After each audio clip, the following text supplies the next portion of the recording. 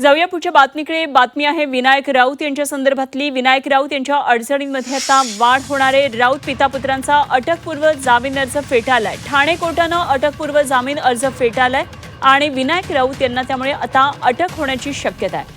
ठाणे न्यायालयानं माजी खासदार विनायक राऊत आणि त्यांच्या कुटुंबियांचा अंतरिम अटकपूर्व जामीन अर्ज फेटाळलाय। त्यामुळे त्यांच्या अडचणींमध्ये आता मोठी वाढ झाली आहे। सून गिरिजा राऊत यांनी दिलेल्या तक्रारीच्या आधारे विनायक राऊत, गीतेश राऊत यांच्यासह संबंधितांविरोधात ठाणे पोलिसांनी गुन्हा दाखल केलेला आहे। अटकपूर्व जामीन अर्जावर मुख्य सुनावणी 23 जुलै रोजी होणार असली तरी तोपर्यंत न्यायालयाकडून कुठलंही संरक्षण देण्यात आलेलं नाहीये आणि त्यामुळे ठाणे पोलिसांना चौकशीसाठी विनायक राऊत यांना कधीही ताब्यात घेण्याची किंवा आवश्यकता वाटल्यास अटकेची कारवाई करण्याचा मार्ग मोकळा झालाय आणि या प्रकरणाकडे राजकीय वर्तुळासह आता सर्वांचं लक्ष लागलंय।